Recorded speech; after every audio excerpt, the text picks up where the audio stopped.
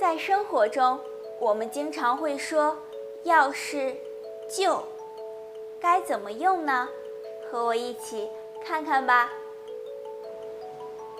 阳光，年终购物节快到了，这个购物软件上有满300减30的活动，要是你买300块的东西，就可以减30块，而且可以跨店使用。什么叫跨店使用？意思是，要是你在不同的店买了超过300块钱的东西，也可以减30块。感觉很不错，那我买点卫生纸吧。好啊，我看看。这家店怎么样？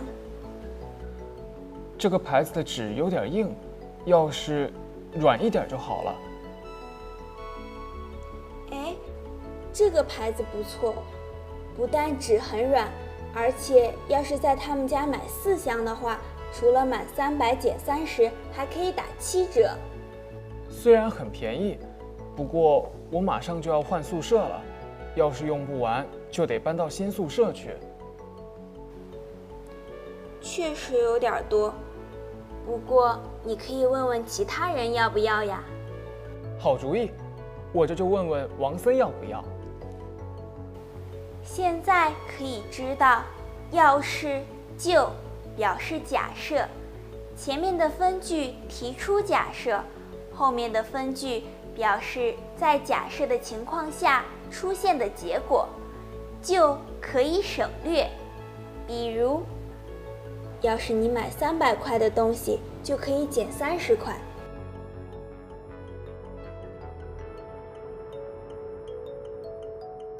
这个牌子的纸有点硬，要是软一点就好了。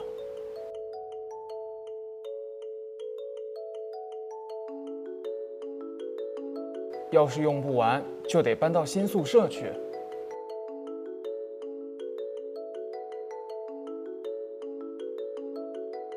你学会了吗？请跟我读。要是我们买300块的东西，就可以减30块。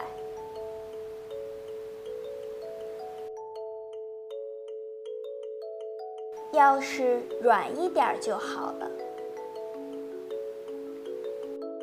要是用不完，就得搬到新宿舍去。